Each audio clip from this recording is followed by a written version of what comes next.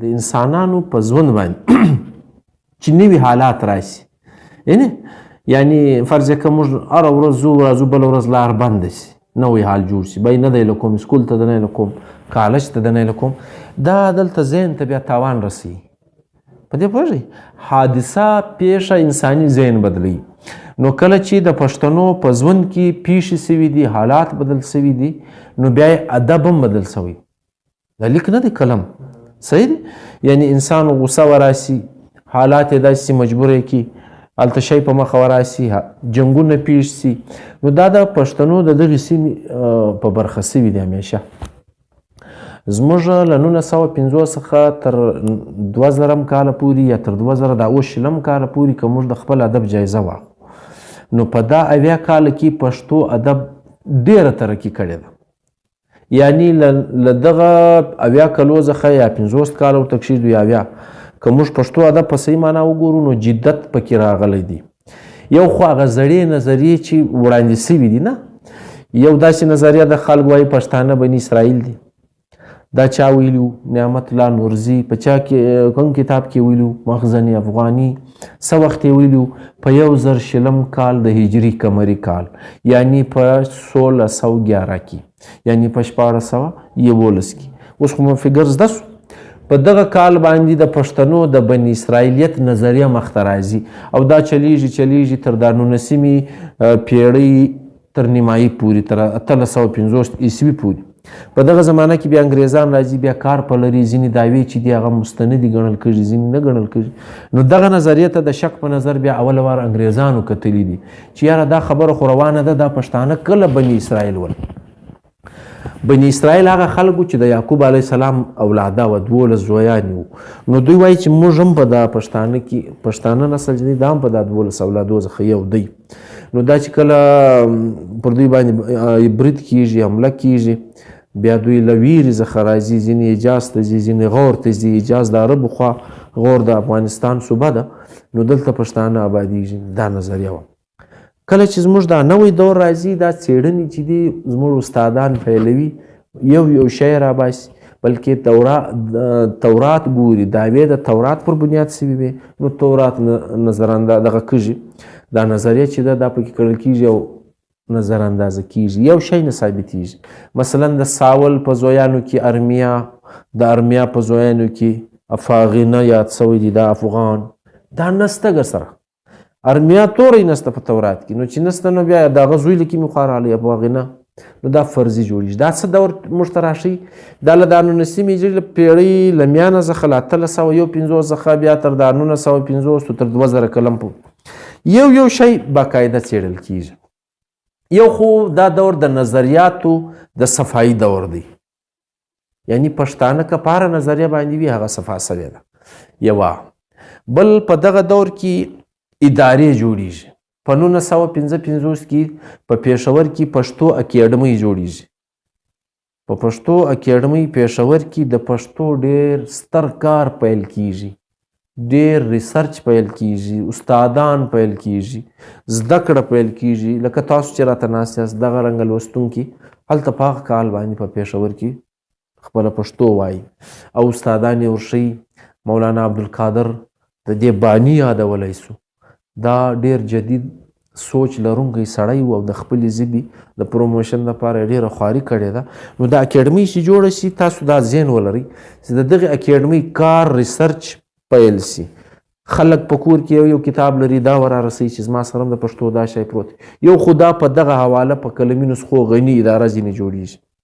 بل لوستونکي پیدا کوي سبق خلک په پښتو کې وایي تر ماسټر ډګري پورې ځي هغه فایده رسوي بل دغه اداره د پښتو د زړو کتابونو د ریسرچ پر بنیاد د چاپولو کار ته ملا تړي تر دا اوسه پورې په سوونو کتابونه پښتو اکیډمۍ پېښور چاپ کړي دي نو دا هم د دغې ادارې بله د دغې ادارې فایده دا را رسېدلې ده چې زموږ د ادارې یا زموږ د ژبې خلک چې دي دا امفل او پی ایچ ډي شروع کړي په پښتو ادب کې پی ایچ ډیانې پیل شي موږ بیلابیل شخصیات لرو مثال یې در کوم زه یو سړي ته ووایم چې دغه خوشحال بابا دی دا د کلیات د ګرد کتاب دی، ګرد شاعري ده.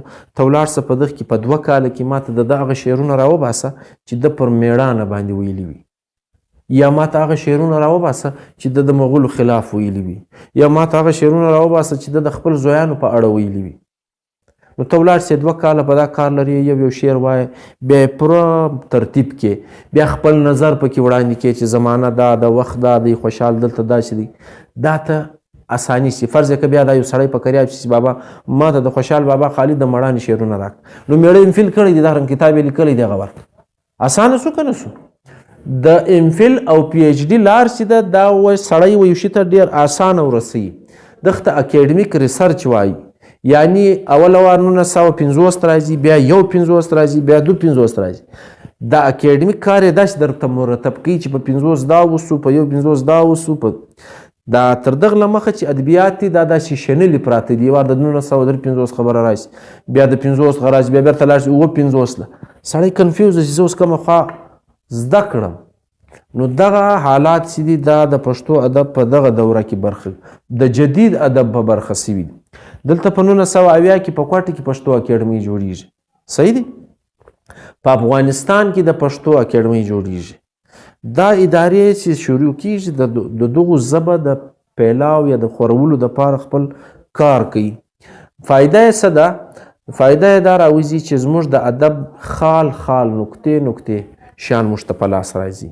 یعنی ځکه نن تاسو دا وایم چې زموږ په ادب کې چاپ سوي کتابونه څونه دي، نو پر دا باندې یو سړي دونې غټ کتاب چاپ چې په ادب په کم کال چاپ کړی دی، ته هغه کاله پورې ته د پښتو ادب ټول چاپ کتابونه کې لیدلی سي.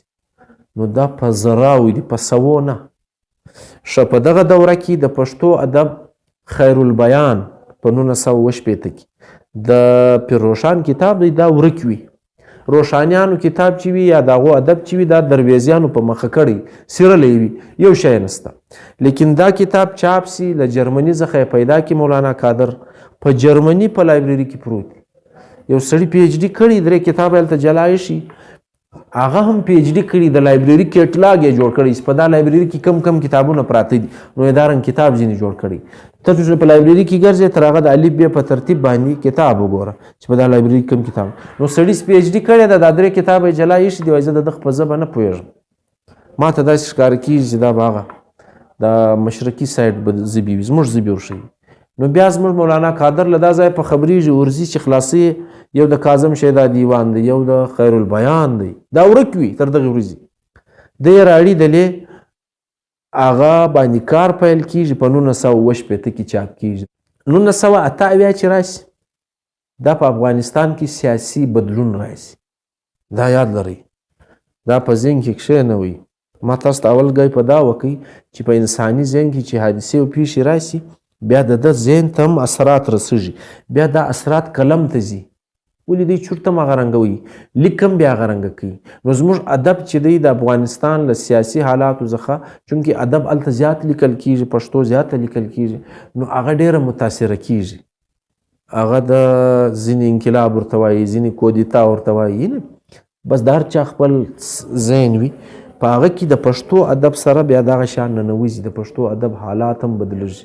بیا روس راځي په افغانستان باندې برید کوي. د پښتو ادب ته د جنگ، د توپک، د اصلحې تورې ننوځي، د مجاهدینو شعرونه ننوځي، د غازیانو شعرونه ننوځي. دا له دې دورې سره تړلې ده، دا یاد لرئ. وجه پیښې دي، حادثې دي. حادثې همیشه انساني ذهنونه بدلوي. نو د افغانستان حالات چې دي بیا 2 قسمه لیکوالان او شاعران پیدا کوي.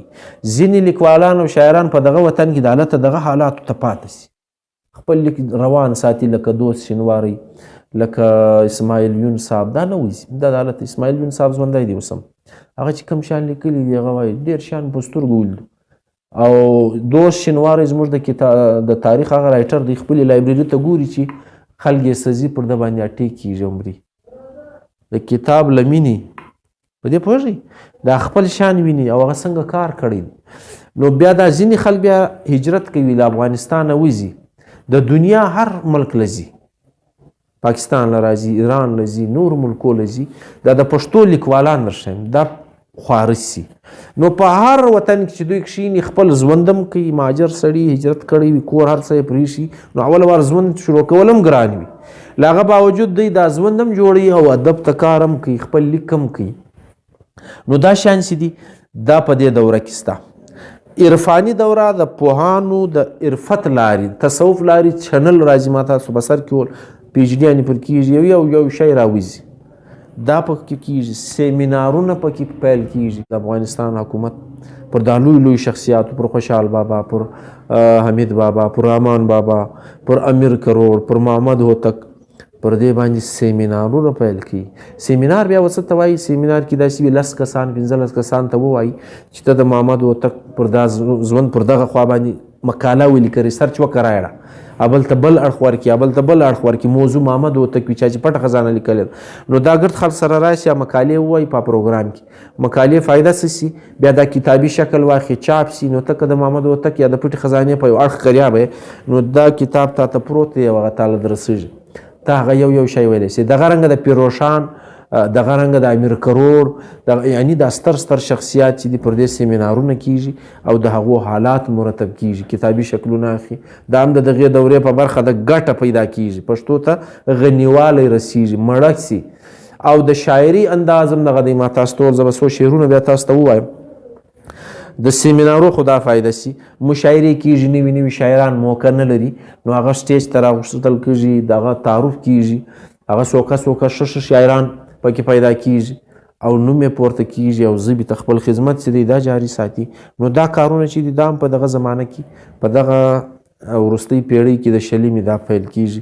او زه تاسو ته وایم چې د MPhil او د PhD لوستونکي چې دي خو جلا دي، خو دغه شاعران چې دي په دې کې ډېر نامتو کسان یادولی سو. یعنی له 1950 څخه تر 2000 کاله پورې رحمت شاه سایل صاحب څنګه شاعر، درویش دورانی صاحب څنګه شهرت پیدا کوي او څنګه شعرونه یې دي، څنګه دنیا یې ده نه مشهوره کیږي. پیر محمد کاروان صاحب څنګه شاعري کوي، سنمنه شعرونه لیکي. 1953 کې دی د هغه کتابي شکل وړاندې کوي. صحیح دی.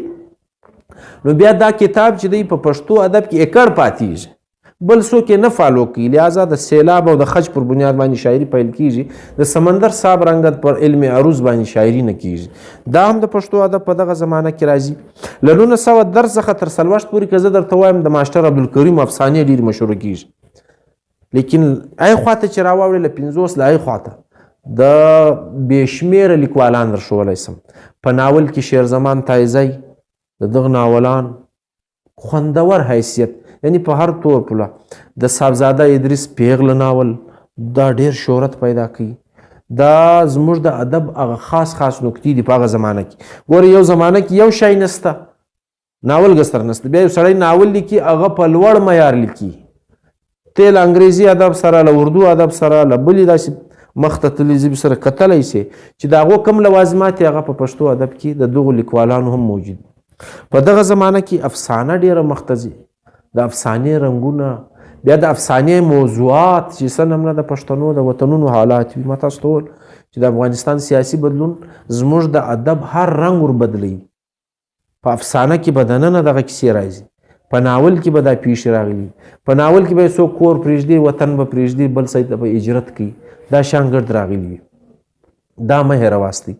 بل د پښتو ادب دغه دوره چې ده په دې کې د تحقیق دنیا، محققین، نوي خبرې. د دوست محمد کامل صاحب نوم در یادوم، پر رحمان بابا باندې کتاب لیکي، خوندور حیثیت، هر څه یې راباسي. یعنی تر دغه له مخه موږ دا رنګه کتاب نه لرو چې د رحمان بابا د ژوند هر اړخ د موږ ته راوښي.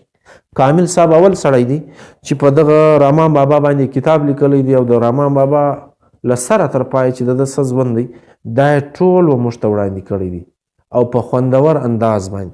دغه کامل صاحب پر خوشحال بابا باندې دغه رنګه څېړنه کوي، دغه رنګه تحقیق کوي، پر خوشحال باندې په اردو ژبه باندې کتاب لیکي. لیکن دی پر خوشحال بابا باندې نو موږ هغه ځکه یادوو چې زموږ د دغه ستر شخصیت د ژوند داسې اړخونه چې تر دغه له مخه په کتابو کې نسته، دا یې هم ډېر اسانه کړي دي، واضح کړي دي او موږ یې لوستلی سو. په دې دوره کې د دغه سړي کار چې دی دا د نه هېرولو دی. په دغه دوره کې تنقید رامخته کیږي، یعنی زموږ لیکوالان چې دي پر زړو چا تر دغه دورې له مخه کتابونه چاپ سوي نو د نکات په توګه ورته ګوري. کله چې په ژبه ادب باندې په ژبه باندې تنقید ننوځي بیا ښایسته کیږي. تنقید ودغته وایي فرض که دا ټیبل جوړ شوی دی یو سړی لا خوا ورته وګوري چې دا خو ډېر ښایسته ټیبل دی خو دغه یو کونج یې لږ چپ جوړ شوی دغه ته تنقید وایي. نو د چپ جوړېدو لار هم بیا درښیي. تنقید کې به ښه خبره هم کوي ښه به جلاج دی بد به هم نو ښه خې در وشو اوس دا یو کونج بیا دی درته وایي چې دا کونج که دا رنګه جوړ سي دا ته تنقید وایي. نو نقادانو بیا ادب ته په دا نظر کتلی دي. هر کتاب هر څېړنه هر تحقیق یې دا رنګه شنلی دی بیا یې زموږ مخ ته ایښی دی چې یاره دا باید دا رنګه سي دا باید دا رنګه سي.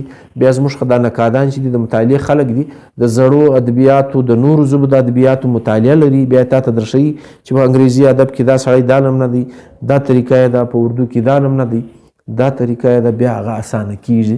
یعنی نقد چې ورته وایي نقد و نظر دا هم په دغه دوره کې زموږ د ادبیاتو ډېر زیات سوی دی.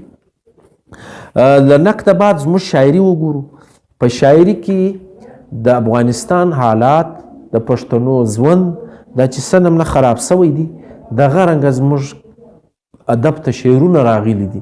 یعنی د شاعر ذهن ته چې کومه حادثه رسېدلې ده دی وایي دا کلی مه ورانوئ دا کلی مه ورانوئ 3 واره وایي. ګورئ چې هلته د شنو ولو او شنو سورو لاندې ګورئ د شنې ویالې تر څنګ د جرګو د پاسه یو کوچنی پروت دی یو کوچنی ویده دی او د وړې لوپټې لاندې په خوب وړو سترګو د ناز په غېږه کې کوچني شینکي خوبونه ویني. کوچنی ویده دی دا کور نړیږي نه تر لاندې کېږي د شاعر ذهن دی. ولې پښتو ادب ته دا نوي نوي شیان راځي. دا کلی مه ورانوئ ګورئ چې هلته لکه زر کې زموږ د کلي نجونه ګورئ چې هلته د بامو پر سر نو رسي پیغلي کتار کتار د لمر تر وړانګو خپل پیکي جوړوي داسې ولاړې دي او په میینو ژبو د پیغلو غوږ کې د ځوان هوس سندرې وایي یا سندرې بولي. دا کلی مه ورانوئ. ګورئ چې هلته له هغه سپیرو کوډلو ځینې ګورئ چې هلته د دې تورې توره وږمې لري ګورئ منظرونه وړاندې کوي. یو وار کوډل در وښیي بیا کلی در وښیي بیا کور در وښیي بیا بام در وښیي دا منظرکشي سي ورته وایي. دا هم په دغه زمانه کې خوندوره روانه ده. دا د انګریزي ادبیاتو ویلیم ورډزورث وګورئ هغه څنګه نیچرل شیان موږ ته وړاندې کوي. نو دغه شعرونه لیکن زموږ حالات پکې ښکاره دي. کور ورانېدل کلی ورانېدل د جنګ له وجې پیښیږي نه. نو دا په پښتو ادب ننوتي دي او پیل دي روان دي. شاعران وایي دا کلی مه ورانوئ ساړه ځګرونه جګېږي سوزمن آواز راځي د امید وارې موندي د انتظار د بڼ د سرو ګلونو لارې څاري دا کلی مه ورانوئ. هیله جیلوانه دا لمدې لښتې په ملا باندې په پام اوروه چې دا مې نوی د اختر کالي دي سیرې بسي. یعنی دا ګردې پیښې راځي چې د یو چا د اختر کالي په جنګو کې سریږي که نه سریږي د یو چا په څه خواري جوړ کړي په څه طریقه یې جوړ کړي وي بیا دا هېڅکله ذهن مې دا نه قبلوي باور مې داسې هم منلی نه شي چې د دې واټ د پاسه د پشت دکان کې هډو د کر لپاره سپاره نه جوړیږي. نو پشت دکانه بیا څوک ځي چې مځکې ګردې ورانې سوې بیا سپاره تېره څوک تېره کوي په پشت باندې. یعنی ژوند بدل سي حادثې راشي نو ژوند هغه اسانتیا وي. لکه چې ګرم نه یم زه د رښتیا له ځنډ نه د خپلو دواړو غبرګو سترګو وینم په پشت په بیړه بیړه د تسپارو پر ځای دلته د کر کیلې باران موسم کې د شنو تیغونو د ریبلو د لو د پاره له سرې او اوسپنې نه لور جوړوي او په لوګرو یې ارزانه پلوري. د لور د وښو لور پر ځای چړې او تورې او دغه شیان جوړېږي او هلته بیا خرڅې هم ارزانه چې څوک په حلال که څوک په ووه. نو دا ادبیاتو ته راننوځي. دا شان چې دی دا دغته وایي د دې دورې نوي حادثې او دا په دنیا کې چې تاسو ادبیات وګورئ له چا سره چې دا رنګه پیښې سوي دي د چا چې ژوند دا رنګه خراب سوی دی د هغو ادبیاتو ته هم دغه شیان ننوتي دي دغه شیان یې راوړي دي او د انسانانو په ذهنونو کې چې کوم فکر پروت وي هغه بیا قلم ته راوځي. دا یو ګه یاد لرئ چې انساني کم چورتونه چې کله دی خوږېږي دی له خولې هغه ناره باسي. صحیح دی. کله چې په ده کې یو مینه وي کله چې دی له خولې خوږېږي له خولې هغه نو قلم هم دغه شی دی. دا شاعري او لیک دا د شاعر ناره ده. یو ځای دا جنګونه بیا ناستې دي، بیا تیاریانې دي د دغه دپاره.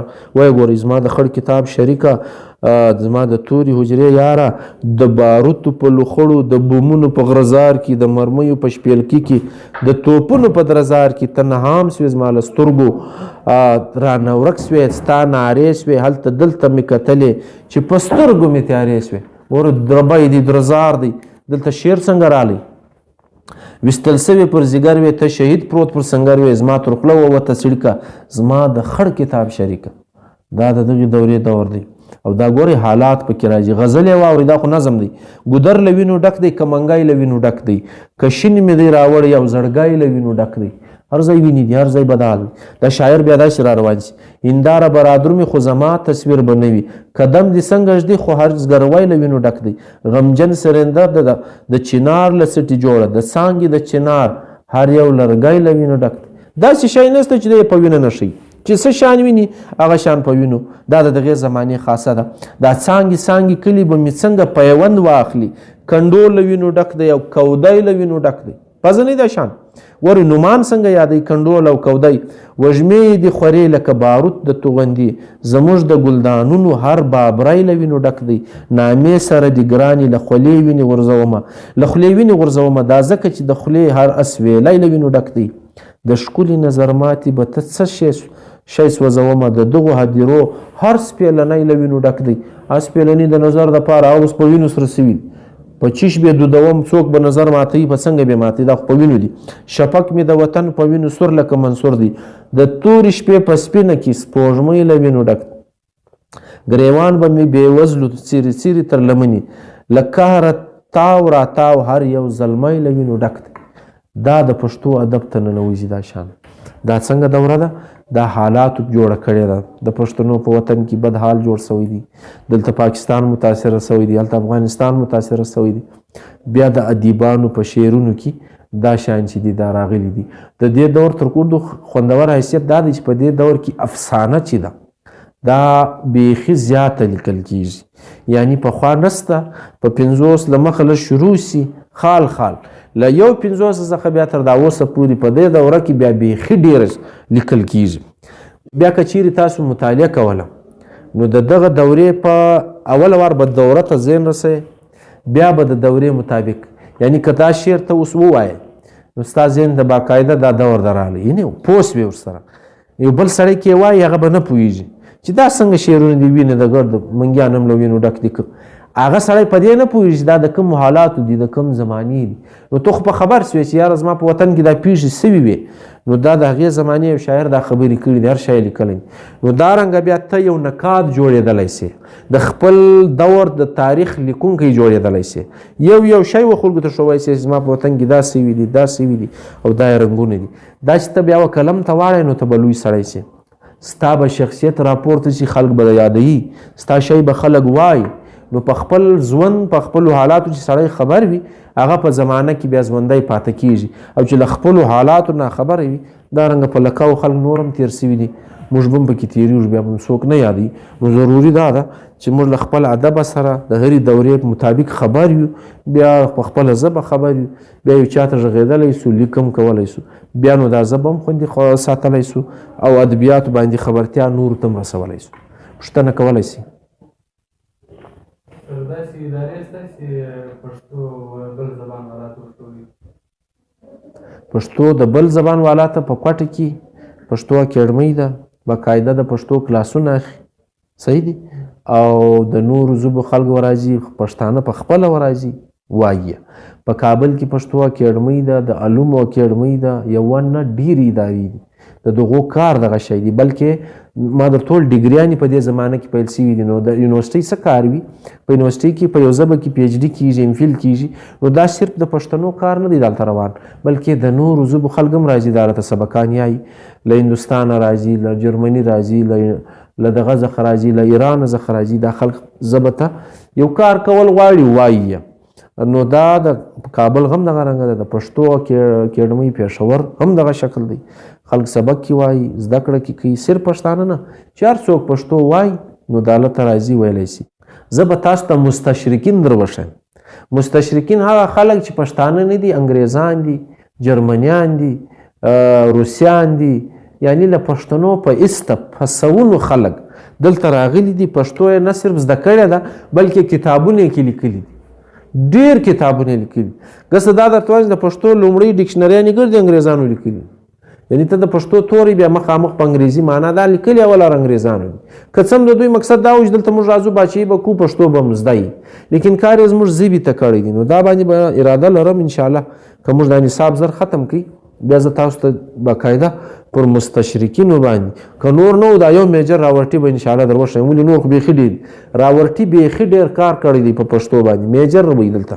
لیکن بیا دا فوجي عہده یې پرېښې ده، بس کتابو ته ملا تړلې ده. نو ګرامر یې هم لیکلی دی، ډکشنري هم لیکلی ده، نوټس آن افغانستان اینډ بلوچستان هم لیکلی دی، او د سلیکشن فرام پویټري اف د افغان هم لیکلی دی. د پښتنو شعرونه بیا انګریزي تړول ترجمې یې کړي دي. ګلشنیرو کتاب یې لیکلی دی د پښتو دی. اریان بس چې دا سړی په پښتو باندې څنګه خبر دی. نو پر دې باندې به انشاءالله بیا نور معلومات هم در سره شیر کړم. بله پوښتنه نسته؟